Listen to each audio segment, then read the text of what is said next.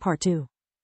LightNovels took out his communication amulet to call for reinforcements when Nalir's sword moved by spirit magic impaled him from the back. The headmaster fell on his knees, coughing blood. The surprise almost made him ignore the pain. How, why, were his final words.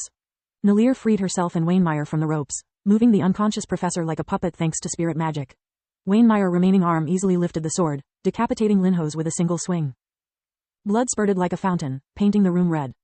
It is done, Nalir laughed maniacally. LightNovels died by your hand. By your sword, oh Leica, if only you could see. I'd kill you right now, but you need to make a statement to not leave any doubts about what happened here. Nalir took out her communication amulet. Rise, my little lambs. The time has come. Your final order is the following. Do whatever your heart wants. Pay, kill, steal. Have no fear for tomorrow because you don't have one. Show the whole world what kind of monsters you really are. And so, the final part of her plan began. Outside the White Griffin Academy, Lady Tyrus wept warm tears for LightNovels' death. Nice order. If it wasn't for her being raving mad and using slave items, I could almost admire her cleverness. Salark said with a disgusted expression on her face. Watch and learn, girl. This is why I lead my country with an iron fist and why Ligan abandoned the Gorgon Empire. She said to Milia Jennys, the Magic Empress and also the only human among the spectators. Humans are cruel beings that inflict pain on their kin not out of necessity, but simply because they can. They can't feel good with themselves unless they stand atop others. Indeed, Ligan nodded. Violence only begets more violence. Abuses breed monsters in an endless cycle of blood and chaos. White Griffin Academy, right after Orion left and before Nalir entered LightNovels' office. Journey compared Floria's list with the one on her amulet. Good thinking, my little flower. I'm proud of you. Thanks, Mom. I think we should start with this girl because not only she's close to the scene, but she also belongs to a very powerful family. It means that if she is involved, she has a lot to lose. You can use it as leverage, Floria pointed out. By the gods, she is really getting crafty. Journey didn't miss her daughter becoming mature, nor the lily pendant at her neck. Let's just hope her bull-headed father doesn't make a fuss when he notices it too. She inwardly sighed. The two women quickly reached the room of Lefla Quirun, daughter of Duchess Quirun, an influential figure among the ancient noble households. While Floria made way, Journey studied Lefla's family file without finding anything unusual. According to her personal file, Lefla was a tall 16-year-old girl with black hair and chestnut eyes. In a way, she reminded Journey of her own daughter. She had flunked her battle mage class, hence she could only graduate as an unspecialized mage. It made it impossible for her to achieve a high ranking. The moment the door opened, Lefla's lineaments contracted for a split second. Behind the girl's meek appearance, Journey recognized hatred and envy. Is there something wrong, Ernest? Her voice was low and sweet. Royal Constable Journey Ernest, we need to talk about what happened last night. Journey stood in front of Floria, tapping her index on her badge. I'm sorry, I know nothing about it. Lefla opened the door, inviting them to come in. Journey didn't miss her eye twitching for a second.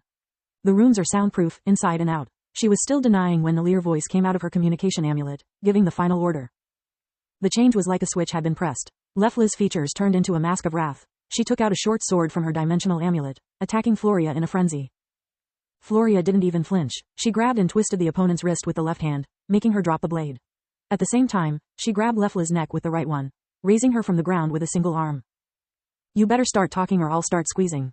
Floria's voice was stone cold. She was barely letting Lefla breathe.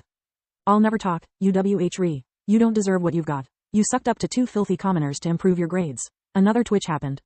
Keep her hanging, darling. Do not let her go, no matter the reason. Journey took her badge and passed it over Lefla's neck before moving to her hands. We are lucky. The badge had just emitted a ping while Journey waved it over the left hand. It's only a slave ring. What? Floria was shocked. She had only read about them in history books. Why lucky? Journey didn't reply. She stabbed the girl's arm with one of her needles, which acted as a nerve blocker.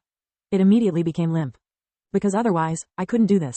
She cut off the ring finger with a single movement. Only then the slave item could be removed. Why do you think they used collars in the past? After the amputation, Lefla changed again, sobbing desperately.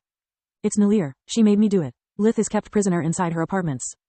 Floria was shocked by the turn of events, yet she retained the presence of spirit to stop the bleeding and reattach the finger with light magic. The cut was so clean the extremities took little effort to heal. The moment Journey stepped away, Lefla turned hysterical again. Don't leave me. She'll be back. They'll kill you. They'll kill us. Don't leave me. She threw herself at Journey's legs, hugging them desperately. Lady Ernest took the needle out of her arm and into her neck. Lefla's pupil suddenly dilated while her body relaxed.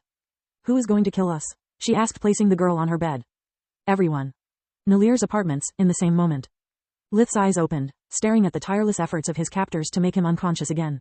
They could stab all they wanted. He felt no pain. With his focus finally restored, all he needed to do was breathe. With every breath, his body healed. With every breath, his strength returned. As soon as he had enough strength, He grabbed one of his captors with spirit magic, pinning her against the wall. One by one, they all found themselves hung on the walls or the ceiling, just like him. When Lith returned to his full strength, he started studying the locks. His mind was cold and rational, while his heart was scorching hot with rage. Yet the void inside him devoured everything. The hunger consumed all other feelings. Black tendrils came out of his body, eroding the pseudo-cores on his wrists, legs, and waist until they exploded. Between his body being fully empowered by earth fusion and the use of invigoration, he didn't care for the damage sustained. The first lock almost cut off his left foot. The second one only gave him a third burn degree and some metal shards stuck in his flesh. With each lock he learned more, taking less damage opening the next one. His fury didn't make him stupid. He kept the neck for last. The left wrist was barely scratched, the right one remained unscathed. Lith grabbed the shackles at his throat, turning them into dust before speaking. His voice was coarse and guttural, his words growled more than spoken. "Where is my ring?"